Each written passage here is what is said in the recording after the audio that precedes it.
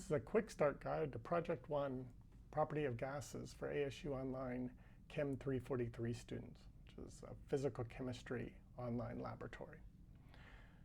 The information for this lab is provided through ASU Online LMS system, which is Canvas, and all of the publicly available information is also provided at a website, biopchem.education. And that's where we'll go next.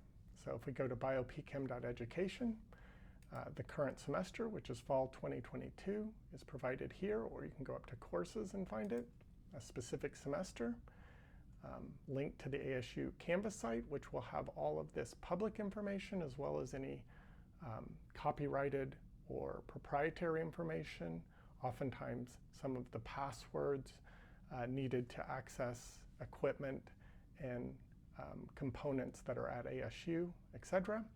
All of the publicly available material is provided here, including kind of an overview of Project 1 and the handout I provide, which provides a written overview of the material.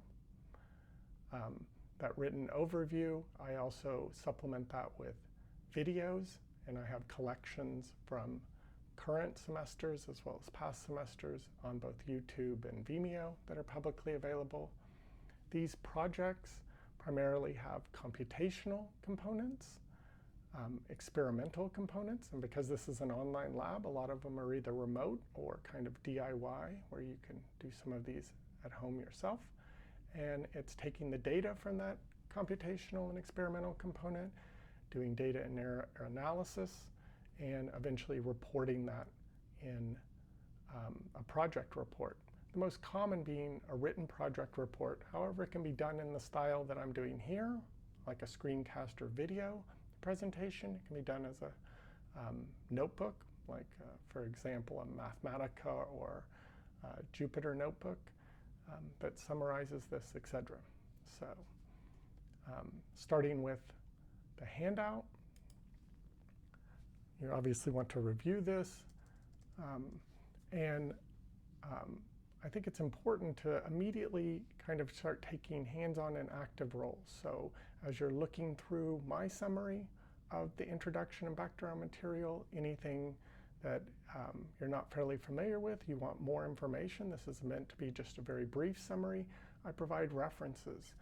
You can look up those references, review those to get further background on the areas, either experimental, computational, or basic fundamental physical chemistry here. And so, for example, the references here can be found at the end of the report. You can look up using ASU resources these individual references and look through some of those references to get a more broad-based concept of some of the things. I also advise actively looking up some of these topics yourself. And the most common would be to do something like going to Google Scholar. And for example, if you were not very familiar with acoustic interferometry, you can search like speed of sound of gases using acoustic interferometry and get some information on each of these, and look up some of these references, reviews, articles, books, etc., to really get a more deep dive into the topics. Okay, then we can look, you have several, you can use proprietary resources at ASU for computational stuff, things that are designed for undergraduate computational chemistry like ChemCompute, create an account and have that accessible. MolCalc is an online one, and I'm proud to say we've been developing a version, a fork of MolCalc at ASU that will have more and more developed and extended features, and I provide a link to that here. I talk about what you would need to do a do-it-yourself experiment, as well as accessing the remote acoustic interferometer at ASU, where you would need to go into ASU Canvas to get the specific AnyDesk information on this. to access it. If you're not familiar with AnyDesk and you're planning to do the remote, it's good to get that going on your system. So you can go to AnyDesk and download either for a Mac, a PC, a tablet, or either Android or iOS. So you can get those. It's freely available client that then you'll have access to use that virtual network connection to be able to connect to the remote experiment. And then finally, I give some information about the data and error analysis so that you can start getting a sense for what you're going to do with that data, etc. I think one of the critical things is to immediately kind of decide, are you going to do a written project report or some type of video or notebook? Like I said, the most common and typical way is to do kind of written laboratory reports. I provide a template here. And for example, while you're going through some of the background material and looking up some references, etc., you can download those and you can use this template to start formulating your own introduction and background material and referencing. So adding references that you looked up and including those citations in here, etc. So even from the very beginning, I think it's good to kind of get familiar with what you want your, in this case, a written laboratory report to look like. And as you're going hands-on through each of these steps, including some of the background material, you can start formulating the introductory component of the report. As you start then going to the materials and methods for the computational and remote experimental components, you can start adding to this as you start becoming familiar with it. So you're not saving it all to the end, you're really adding snippets in here. Okay, so next I recommend, kind of going over and just, looking at some of this. So for project 1, I recommend our newly developed molcalc.cloud. It takes you to the website here. And, after looking through the handout, you'll see you want to be able to take molecular systems, like, for example, nitrogen gas or oxygen gas. In this case, this is water. You have several here, carbon dioxide.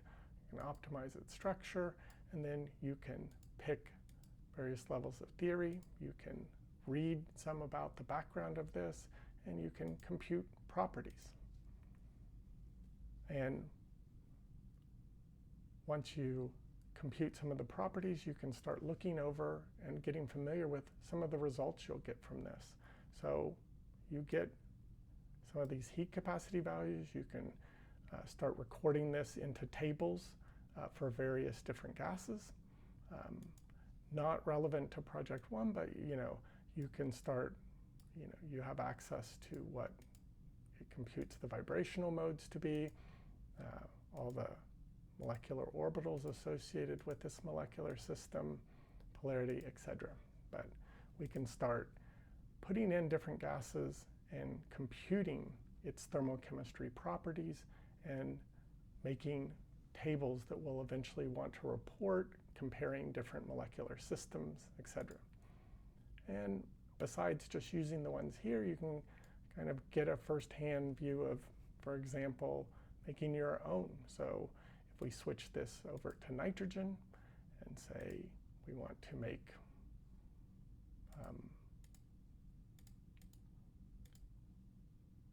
diatomic nitrogen,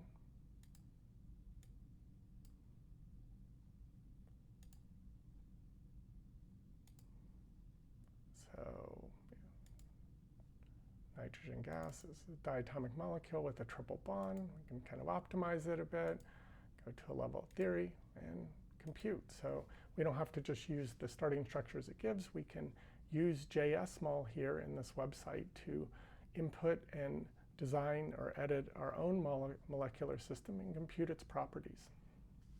Okay. Besides starting to make tables, you can also, for example, if we wanted to make a figure out of this, we can go to File, Save, and we can, save these and start designing some of the figures to show the molecular representations we're using out of MolCalc. So we can immediately start doing some of that as well. Okay, then moving on to the experimental, if you've downloaded something like AnyDesk and gotten onto Canvas to see how to log on to it, you can then access the system. And this is showing a current view of the MMRC Workstation 1, where I've gone to it, I've accessed it via AnyDesk. And here I can again immediately start looking at, for example, what gases I have available: helium, argon, nitrogen, and an unknown. So I'm going to run experiments on each of the 3 known gases, and of course the unknown.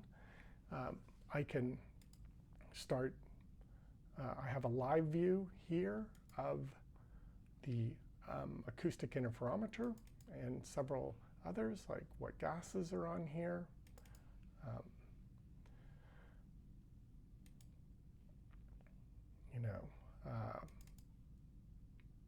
I can look at, for example, flowing gas. So, I want to purge this with, say, nitrogen gas. I can purge it for, let's just do, 10 seconds. And I can highlight, I can even zoom in on the inlet and see, okay, I'm purging. I can read here that it's about 10 liters per minute. And, oh, there it stopped. So I can start kind of getting familiar with this. And also Audacity, which was what we're going to use on this acoustic interferometer. So here, a speaker here and a microphone here. The gases is purging through here. We're using Audacity to create sound at the speaker, record it at the detector or at the microphone here. And so I could start, for example, generating white noise for the acoustic interferometer, and then recording that while it's playing. So we can hear through this VNC, through this, that we can hear what's going through the acoustic interferometer as it's playing white noise. Hopefully you can hear that. And it's doing that for 30 seconds. And then I can stop it at any time. I can let it record longer. I could do this while I'm flowing different gases through it. I could purge it and then do stuff. So you can see I have access to this immediately.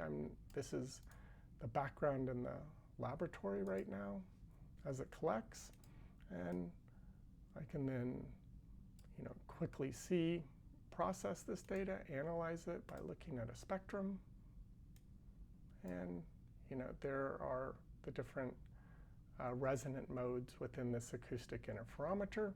I can immediately, through this cursory, tell that the data looks good to about 8 kilohertz, and then beyond that it's not so good. So I could now use this information to adjust the rate, etc. In other words, just do a few quick things, not that you're going to get familiar with this before you really set out to systematically do the experiments that you want to collect data on and use in your report. So as an example here, you can see that I'm pretty good after 8 kilohertz. That gives me enough modes, so I could close that. I could get rid of this data. I can go down to a project of 16 kilohertz, so half of that will be the spectral width, so it'll be about 8 kilohertz in width. I can regenerate noise at that new project rate. And then I can record at that project rate. And you'll see I could also adjust if I thought this was starting to saturate the microphone. I could say, for example, move that down a little bit where I'm just doing the application. I could change the sound level, etc. If I wanted to change that and then re-record, I can undo that and re-record data.